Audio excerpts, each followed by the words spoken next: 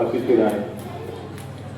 लक्ष्मी थिया दुर्गा की महस्वया वीरता की अवतार, देख मराठों के प्रभुत्व को काप उठाता अत्याचार। बुंदले हरबलों के मुंह हमने सुनी कहानी थी, खूब लड़ी मर्दानी वह झांसी वाली राणी थी। सन्माननीय व्यासपीठावर उपस्थित सर्व मान्यवर आणि माझे विद्यार्थी मित्रांनी, आज मी तुमच्या समोर एका अशा वीरांगनेची कथा सांगायला उभी आहे जिच्या नावाने इंग्रजांची थरकाप उडायची।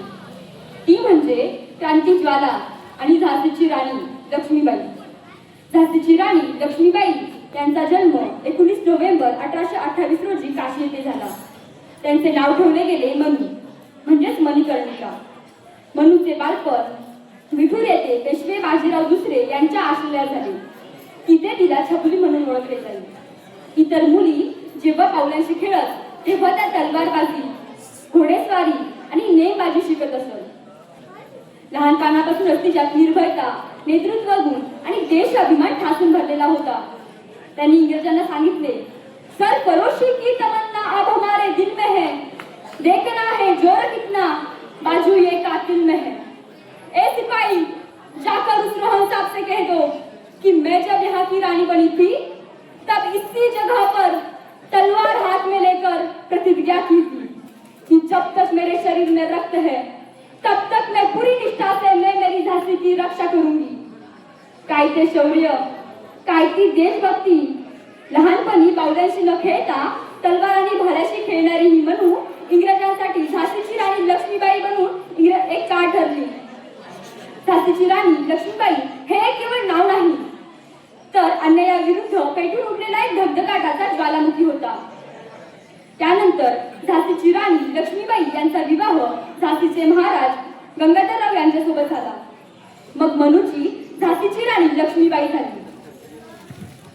पण नियतीला काही वेगळेच मंजूर होते। महाराजांचे निधन झाले। इंग्रजांनी दत्तक पिता नामंजूर करून त्यावर बंड पुकारले आणि झाशी हे राज्य खालसा केले। त्यावर या पराक्रमी स्त्रीने इंग्रजांना ठणकावून सांगितले की मैं मेरी झांसी कभी नहीं दूंगी। इंग्रजांना वाटले, ही एक स्त्री काय करणार, ती तर अबला आहे, आमचा विरोध कसा करणार। पण त्यांना ठाऊक नव्हते की ज्या हाताने ती बाळाचा पाळणा हलवते त्याच हातामध्ये जेव्हा धगधगती तलवार येते तेव्हा काळ सुद्धा थरथर कापतो। त्यांना हेही ठाऊक नव्हते की ती केवळ झाशीची राणी नाही, तर शत्रूंचा संहार करणारी एक साक्षात दुर्गा आणि महाकाली आहे। झाशीची राणी लक्ष्मीबाई यांनी केवळ पुरुषांचेच नव्हे तर स्त्रियांचे देखील एक युद्ध सैन्य तयार केले। झळकारी बाई आणि मुंडार यांसारख्या शूर स्त्रियांना आपल्या सोबत घेऊन स्त्रियांचे एक युद्धकलेचे प्रशिक्षण सुरू केले। मार्च 1858 मध्ये इंग्रजांच्या तोफांच्या मारा सुरू झाल्या। तेव्हा गड वाचवणे अत्यंत कठीण झाले। तेव्हा आपल्या चिमुकल्या बाळाला पाठीवर बांधून दोन्ही हातात तलवार घेऊन राणी रणांगणात उतरली। रक्ताच्या शेवटच्या थेंबापर्यंत ती लढली। अखेर लढता लढता तिला वीरमरण आले। पण जिवंत असताना इंग्रजांना झाशीला हातही लावू दिला नाही।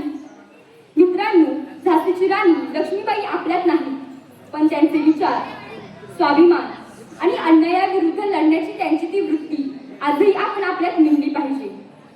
आजच्या प्रत्येक स्त्रीने, प्रत्येक मुलीने, प्रत्येक तरुणाने हे लक्षात ठेवले पाहिजे की परिस्थिती कितीही कठीण असो, संकट कितीही मोठे असो, लाचारी स्वीकारण्यापेक्षा संघर्षाची तलवार घेऊन लढणे कधीही श्रेष्ठ असते।